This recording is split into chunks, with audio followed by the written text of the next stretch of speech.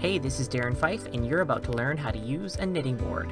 So knitting boards, also known as peg frame knitters, date back to the 16th century in Europe. Originally considered a man's trade, William Lee of England invented the knitting frame in 1589. Eventually, the technology of these knitting boards were transferred over to North America to fabricate warm knitted garments for the cold winters. So today, old frame knitters can be found in some museums, and this updated version of the knitting board produces a unique double-sided garment that can be used to make shawls, scarves, and blankets. So let's begin. This is our bottom rail here, and these are the top rails. This is your starting pin right over here. So this is the first pin that you're going to use. You have your hook over here, which is used to move the yarn across the needles and the pins, and this is your tension holder where you're able to put thread underneath, and it keeps it locked in place there through a little spring apparatus. So after choosing the yarn and deciding what you want to make, you need to adjust your knitting board. So usually you have provided spacers that you're able to move in between the rails. So you can put 1 or 2 or 3 spacers between the wooden rails by loosening the nuts here at the end and removing the top pin and adding those spacers in between. So put lesser spaces for a finer yarn and more for a heavier weight of a yarn. You're also usually provided with a half spacer, so I have my half spacer in right there. You're able to do 1.5, 2.5, if this gives you a more desirable tension and knit. So now it's time to start knitting. First, wrap the yarn around the tension holder and securely fasten it, leaving a long tail of yarn around 18 inches for cast-off purposes. Then you want to follow your pins here. So see, there's some silver and gold. You want to start off, this is your first pin right over here. It's a silver one. And then you go to the next silver one. And continue that way across the board until you make it to the end.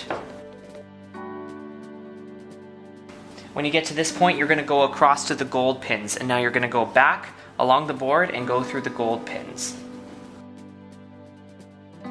Now that you've reached the end of the pin, what you're going to do is push down all the threads to the bottom of the pins. And start again with the silver.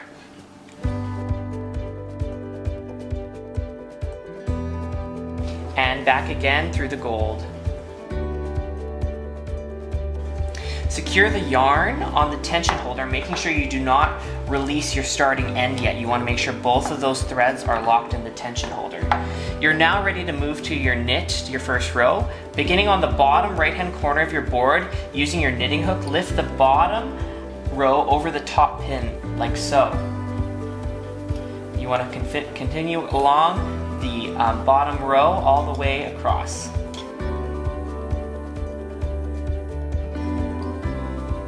When you come to this point, you want to start again on the same side and go across.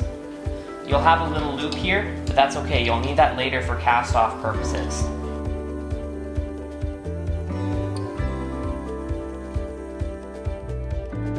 And once you get to the end, you're going to push all of your knit down.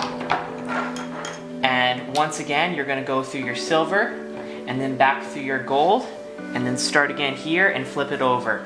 And what's eventually going to happen is a scarf is going to form throughout here. So I'll take a few knits and then I'll come back and show you what it looks like after a few repetitions of doing this. So after about 10 minutes of working at the knit board, you begin to see the double knit design on both sides here, which makes for quite the thick scarf. So this is about 15 rows. So you just finish this off until you reach your desired length, and then you just cast off of your pins and tie a knot, and you have a completed project. So this is a finished product.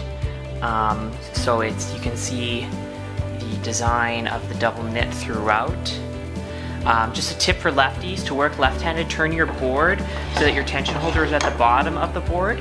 You can easily reposition the bolts and wing nuts if you wish to the other side here, so that the bolts are closest to you. You'll begin wrapping on the top left pin and then knit from left to right rather than right from left. And so I hope you enjoyed this little tutorial, and we'll talk to you next time we have something to share.